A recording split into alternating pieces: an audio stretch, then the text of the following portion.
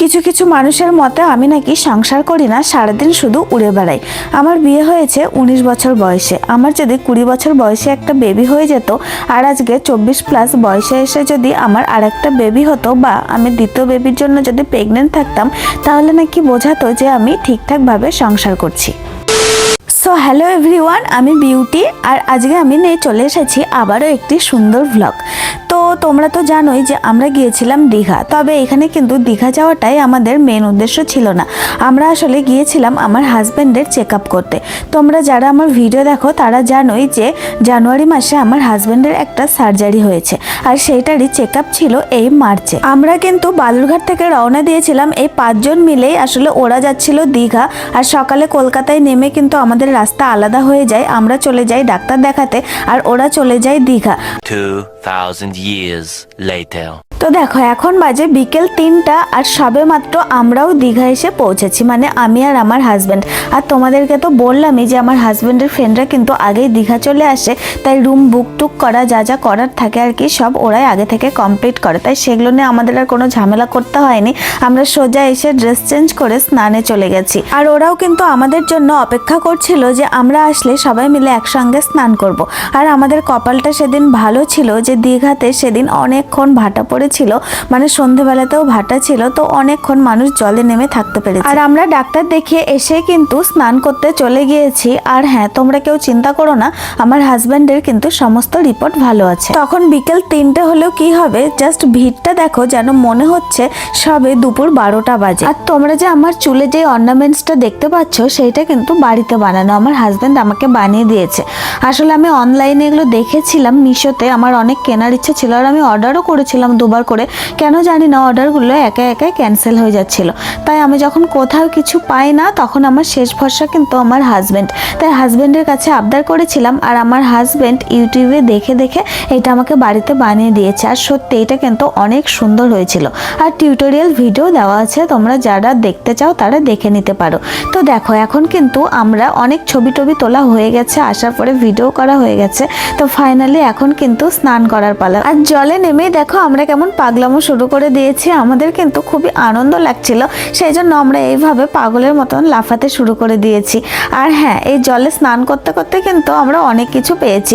একবার পাচ্ছিলাম star fish আর একবার পেয়েছি শঙ্খ। সেই আনন্দে তো আরো বেশি করে লাফাতে শুরু করে দিয়েছি। আমি জানি আজকে হয়তো আমাদের অনেক অভাব, সামনে অনেক দায়িত্ব, অনেক কিছু করতে হবে, কিন্তু আমার মনে হয় তবুও এর মধ্যে কিছু টাকা সঞ্চয় করে ঘোরা উচিত। তার কারণ যখন হয়তো আমাদের অনেক টাকা পয়সা হয়ে যাবে, অনেক কিছু করা হয়ে যাবে জীবনে, তখন হয়তো আর ঘোরার ইচ্ছেটা থাকবে না, বা ইচ্ছে থাকলেও হয়তো বয়সটা সাথ দেবে না। তাই সব সময় সব কিছু কমপ্লিট করে ঘুরবো এরকমটা ভাবলে হয় নাকি? আর থাকলো নিন্দুকদের কথা, নিন্দুকরা তো সারা জীবন নিন্দে করেই যাবে, তাদের কাজই তো নিন্দে করা, তো সেগুলো এত ধরলে হয় নাকি? যারা অন্যদেরকে খুশি থাকতে দেখে, ঘুরতে দেখে হিংসে করে বা বাজে বাজে কথা বলে, তারা হয়তো জীবনে কখনো ঘোরেইনি। তাদের কাছে হয়তো অনেক টাকা পয়সা আছে কিন্তু তারা কখনো ভালো মন্দ খায় না, কোথাও ঘোরে না, সারাক্ষণ 4 দেওয়ালের মধ্যে বন্দি থাকে। আর এর ফলে তাদের জীবনে একটা ট্রমা আছে, আর সেই ট্রমা থেকে কাউকে খুশি থাকতে দেখলেই তারা নেগেটিভ কমেন্ট করে বসে। তো তাদেরকে যত আর কি ইগনোর করা যায় ততই ভালো। তো যাই হোক, তোমাদেরকে অনেক জ্ঞান দিয়ে ফেলেছি আর জ্ঞান দিতে দিতে কিন্তু দেখো আমরা স্নান টান কমপ্লিট করে সন্ধ্যেবেলা ঘুরতেও চলে এসেছি। আর এই ছিল সেই দীঘার সন্ধ্যেবেলার সি বিচ আর আমাদের সবার আউটফিট। আমাদের সবাইকে কেমন লাগছে অবশ্যই কিন্তু জানিও। দীঘাতে তো জানি সারাক্ষণই ভিড় থাকে, তবে সেই দিনগুলো যেন মনে হয় বেশি ভিড় ছিল। সকাল সন্ধ্যে বিকেল যখনই যাচ্ছি তখনই চারিদিকে মানুষে গিজগিজ করছে। সন্ধ্যেবেলা কিন্তু আমাদের অনেক প্ল্যান ছিল যে ঘুরবো ফিরবো, সি বিচে বসে আড্ডা দিব, অনেক কিছু খাওয়া দাওয়া করবো, বাইরে কেনাকাটা করব, কিন্তু কিছুই আমরা ফুলফিল করতে পারিনি। তার কারণ একটু বাইরে থাকতে কি না থাকতে কিন্তু ঝমঝমিয়ে বৃষ্টি শুরু হয়ে যায়, সেই কারণে আমরা তাড়াহুড়ো করে রুমে চলে আসি। আর সেই দিন তো আর কোনো ভিডিও করতে পারিনি, আর তার কারণ আমার ফোনে একটু চার্জ ছিল না। আর এটা দেখো পরের দিন, আর এইটা হলো আমাদের রুম, যেই রুমে আমরা ছিলাম। তো ঢুকেই প্রথমে এরকম একটা মিনি ফ্রিজ ছিল, বড় আয়না ছিল, তারপরে এই যে বাথরুমটাও কিন্তু অনেক সুন্দর ছিল, নিট অ্যান্ড ক্লিন। আমরা কিন্তু 2টো রুম নিয়েছিলাম আর 2টো রুম মিলে আমাদের 3000 টাকা লেগেছে, মানে একটা রুম 1500। যেহেতু আমি চেক আউটের আগে রুমটার ভিডিও করছি সেই জন্য কিন্তু রুম প্রচুর এলোমেলো হয়ে আছে। আর এসে তো তোমরা জানোই কত তাড়াহুড়োই ছিলাম, সেই জন্য যাই হোক আর ভিডিওটা করা হয়নি। তো দেখো এরকম একটা আলিশান বেড ছিল, পাশে এরকম এরকম একটা টেবিল ছিল, সোফা ছিল, আর এই হলো ওপরের ডিজাইন। আর সব থেকে মেন কথা, ঘরে অনেক লাইট ছিল। আমার কিন্তু প্রচুর লাইটের দরকার হয়, যেখানেই যাই আমার মানে অন্ধকার অন্ধকার ভালো লাগে না, যেহেতু আমি ভিডিও করি অল্প লাইট হলে ভালো লাগে না, সেই জন্য প্রচুর লাইটের দরকার হয়। আর এই রুমে কিন্তু অনেক লাইট ছিল। আর টিভিটা ছিল বেকার, আমরা তো টিভি দেখেই নি। আর একটা ইলেকট্রিক কেটেলও ছিল, সেটা আমাদের অনেক কাজে লেগেছে। তো যাই হোক, এই ছিল আমাদের রুম।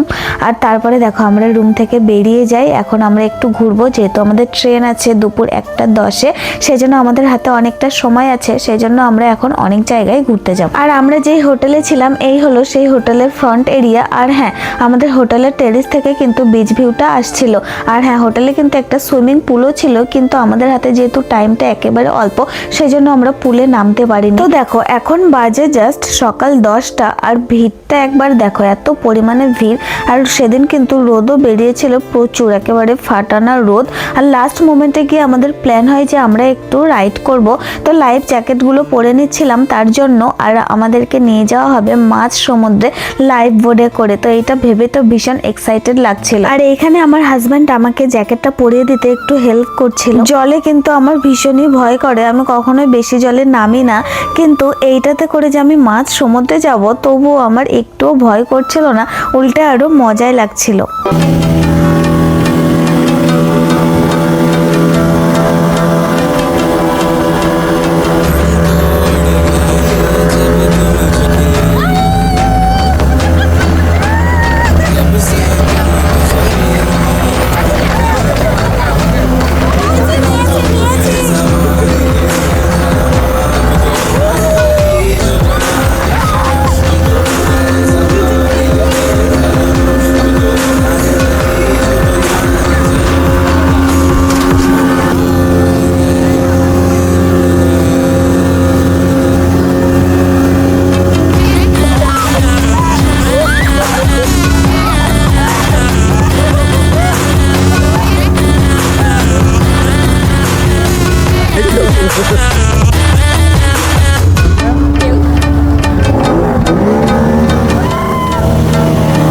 আমরা কিন্তু মাঝ সমুদ্র থেকে ঘুরে চলে আসলাম। আর এটা কিন্তু একটা আলাদা এক্সপিরিয়েন্স।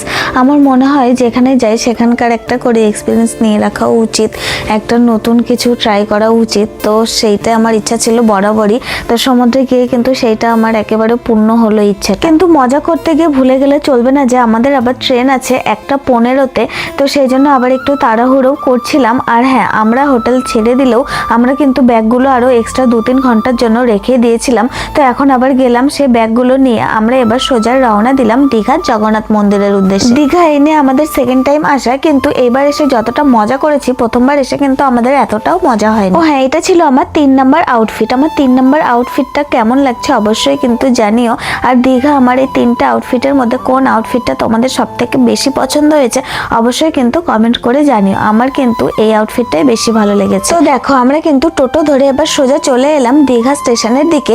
আর দীঘা জগন্নাথ মন্দির কিন্তু স্টেশনের কাছে। আর এসেই আমরা সবার প্রথমে ব্যাগ রেখে দিলাম, আর তারপর জুতাও রেখে দিলাম। জুতা রাখার জন্য কোনো এক্সট্রা টাকা দিতে হয় না, তবে ব্যাগ রাখার জন্য কিন্তু টাকা দিতে হয়। তো দেখো, এখন আমরা যাচ্ছি একেবারে মন্দিরের দিকে। আর দেখো, মন্দিরে যাতে সবাই সুষ্ঠুভাবে প্রবেশ করতে পারে, সেই জন্য এরকম কিন্তু লম্বা লম্বা ব্যারিকেডও দেওয়া আছে।